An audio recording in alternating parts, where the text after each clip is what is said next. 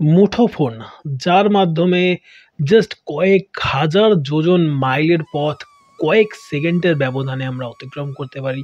মুঠোফোন আপনার থেকে অনেক, অনেক দূরে থাকা একটা মানুষ যার সঙ্গে হয়তো বহুদিন আপনি কানেকশন আপনার সঙ্গে নেই, কিংবা রিসেন্টলি লাস্ট বছরখানেক আগে একটা Google এর একটা এড হয়েছিল প্রবাবলি, যার মাধ্যমে স্বাধীনতার সময় দুটো দেশ আলাদা হয়ে যাওয়াতে ২ ভাই বা ২ বন্ধুর মধ্যে কানেকশন ছিল না। জাস্ট ওই মুঠোফোনের মাধ্যমে, সোশ্যাল নেটওয়ার্কিং এর মাধ্যমে সেই বন্ধু দুটো আবার প্রায় ৫০-৫৫ বছর পরে এক জায়গায় আসে।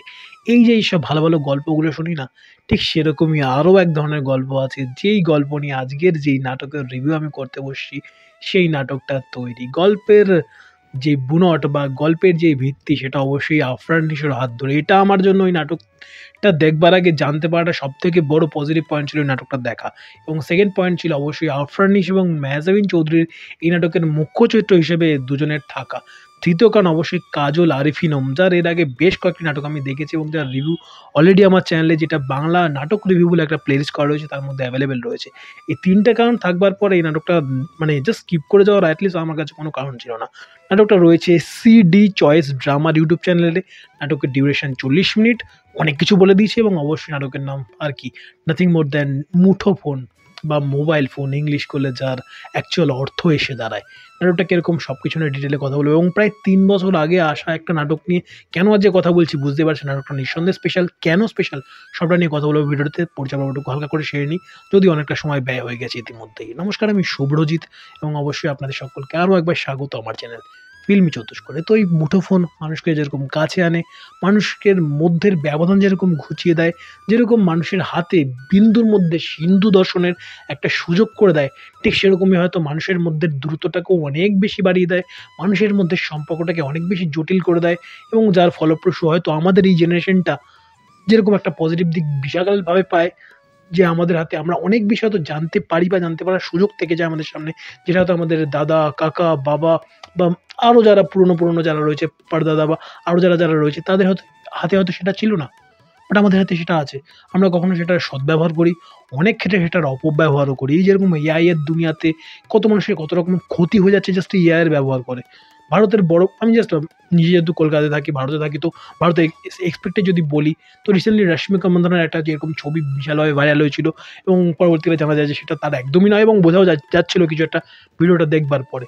এবং এছাড়াও অমিতাভ বচ্চন তার নামে অলরেডি একটা করে নিয়েছেন, লিগালি প্রসিডিওর করে নিয়েছেন, যার মাধ্যমে তার ছবি নিয়ে বা তার কোনো এরকম জিনিসে এআই এর ইউজ তারা করতে পারবে না, তারা তার কোনো কনসেন্ট ছাড়া। তো এরকম জিনিসের ভালো দিক রয়েছে, জিনিসের খারাপ দিকও রয়েছে। তো খারাপ দিকটা তখনই আমাদের সঙ্গে যখন ঘটে তখন আমরা কানেক্ট করতে পারি, যখন ঘটে না তখন আমরা সেই খারাপ দিকটা হয়তো নিজেরাও তার পার্ট হয়ে থাকি। তো এখানেও মুঠোফোন নাটকটা দুটো মানুষকে অনেকটা কাছে এনে দেয়। আবার এই মুঠোফোনের মাধ্যমেই দুটো মানুষ অনেকটা দূরে চলে যায়। কিভাবে কাছে আসে, কিভাবে দূরে চলে যায়, তার গল্প ৪০ মিনিট ধরে তারা পুরো কোথাটা গিয়ে বুনটটা তৈরি করেছে। নাটকের একটা পর্যায়ে গিয়ে আমার মনে হয় যে নাটকটা সত্যি মানে শুধু এই তাদের মধ্যে প্রেম ভালোবাসাটুকুই দেখবো আমি ৪০ মিনিট ধরে। তারপরে কিছুক্ষণ বাদে মনে হয় যে না, অ্যাকচুয়ালি নাটকের মধ্যে প্রেম ভালোবাসাটুকু রয়েছে বলেই আমাদের তাদের বিচ্ছেদে কোথাও একটা গিয়ে খারাপটা লাগে। তাদের আলাদা হয়ে যাওয়াতে বা তাদের অনেকটা দূরে চলে যাওয়াতে, যেই ব্যবধান হয়তো কোনোভাবে ঘোচানো সম্ভব নয়, সেই জায়গাটাতে খারাপটা লাগে। এবং গল্পটা টু দ্য পয়েন্ট থাকে বলেই হয়তো ৪০টা মিনিটের মধ্যে দেখিয়েও ৫০ মিনিট, ৫৫ মিনিট, ১ ঘন্টা ২০ মিনিটে অনেক নাটক দেখে মনে হয় যে প্রচুর ফালতু জিনিস দেখিয়ে ফেলেছে। বাট এখানে ৪০ মিনিট হয়তো মনে হয় যে আরও কিছুটা দেখতে ভালো হতো। বাট স্টিল এখানে ৪০টা মিনিট, তার মধ্যেও মনে হয় যে অনেকটা কিছু দেখিয়ে ফেলেছে। ওই যে বললাম যে কম্প্যাক্ট স্ক্রিপ্ট রাইটিং যদি আপনি জানেন, তাহলে একটা নাটক ওই বিন্দুতে আপনি সিন্ধু দর্শন করাতে পারেন। ছোট গল্পের যেটা ফরম্যাট, শেষ হইয়াও হইল না শেষ। এবং এখানে যেই মোড়ে নাটকটা শেষ হয়, সত্যি আপনি হয়তো কানেক্ট করতে পারবেন না। আমাদের মধ্যে অনেক এরকম টক্সিক সম্পর্ক রয়েছে, হয়তো যেই সম্পর্কের মধ্যে প্রেমও রয়েছে অনেকটা, আবার টক্সিসিটিও রয়েছে অনেকটা। আপনি প্রেমটা রাখবেন, না আপনি টক্সিসিটিকে প্রায়োরিটি দিয়ে প্রেমটাকে সরিয়ে দেবেন? নাকি প্রেমটাকে দেখে আপনার মনে হবে হ্যাঁ ঠিক আছে চলো, ফুলে তো কাঁটা আছে, এটা ভেবে আপনি টক্সিসিটিকে অ্যাকসেপ্ট করবেন? এই জিনিস আপনাদের মধ্যে বা আমাদের সকলের মধ্যে কখনো না কখনো এরকম ফেজের মধ্যে আমরা মেবি গিয়েছি।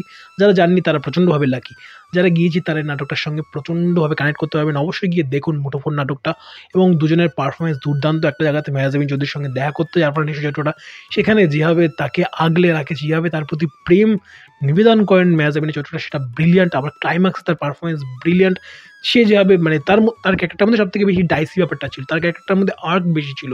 এবং আর বলবো না, বলা ভালো ডাইসি, দুটো সাইড তার মধ্যে প্রমিনেন্টভাবে রয়েছে এবং সেই প্রমিনেন্ট সাইডকে সে প্রমিনেন্টলি ফুটিয়েও তুলতে পেরেছে স্ক্রিনে। এবং অসহায়তাটা যেটা নিশো চরিত্রটার মধ্যে দরকার ছিল, সে সেটাকে দুর্দান্তভাবে করেছে এবং এই প্রেমিক প্রেমের যে সত্তাটা তাকে দেওয়া হয়েছিল, সে সেটা ফাটিয়ে করেও। যদি অপূর্বও খুব ভালোভাবে করে বাংলাদেশের নাটকে, যদি জগতের দিকে যদি আমরা তাকাই, লেজেন্ডারি এই দুজনের নাম যদি আমরা নিঃসন্দেহে দেখি, তবে এখানে নিশাও কিন্তু দুর্দান্ত পারফরমেন্স করেছেন, দুটো সত্তাকে প্রমিনেন্ট রেখেছেন এবং মেহজাবিন তো ওয়াহ মাশাআল্লাহ, আর কি বলবো তাকে নিয়ে। বেশ ভালো নাটক, একটা নিঃসন্দেহে সাজেস্ট করবো, গিয়ে দেখুন। 3 বছর পরে যখন আপনাদের সাজেস্ট করছি, নিঃসন্দেহে কিছু রয়েছে বলেই সাজেস্ট করছি। যান বাংলা নাটক রিভিউ বলে যে চ্যানেলটা আছে, এখানে এরকমই 3 বছর 5 বছর পুরনো অনেক নাটকের এরকম রিভিউ করি মাঝে মাঝে, যেগুলো খুব পছন্দের মনে হয় যে আপনাদের সঙ্গে শেয়ার করি নাটকটা। তো এই কারণেই শেয়ার করলাম, যান গিয়ে দেখুন। যারা দেখেছেন মুঠোফোন, অবভিয়াসলি জানান যে আপনার জীবনে এই মুঠোফোন নাটকের প্রভাবটুকু কতটুকু ছিল এবং আপনার জীবনে মুঠোফোন অ্যাজ মুঠোফোন কতটা প্রভাব বিস্তার করতে পেরেছে, কতটা তার ভালো দিক রয়েছে, কতটা তার খারাপ দিক রয়েছে। এবং অবশ্যই এই মুঠোফোন নাটকের সঙ্গে আপনার জীবনের মুঠোফোনের সঙ্গে ঘটে যাওয়া ঘটনাটুকু আপনি কতটুকু কানেক্ট করতে পেরেছেন, অবশ্যই ভিডিও কমেন্ট বক্সে জানাতে বলবেন না। ভিডিও ভালো লাগে লাইক করুন, ভিডিওটাকে শেয়ার করুন ভিডিওটাকে, এবং অবশ্যই মুঠোফোন নাটকটিকে আপনার কেমন লেগেছিল ভিডিওর কমেন্ট বক্সে জানাতে বলবেন না। প্রথমবারের জন্য চ্যানেল দেখে থাকলে চ্যানেলটাকে সাবস্ক্রাইব করুন, পাশে থাকা নোটি বাটনটাতে অল নোটিফিকেশন অন করে আমার চ্যানেলের সঙ্গে দিতে বলবেন না। ভালো থাকুন, ভালো রাখুন এবং অবশ্যই ভালো ভালো কন্টেন্ট দেখতে থাকুন এবং মুঠোফোনের অবশ্যই সৎ ব্যবহার করুন। Bye bye.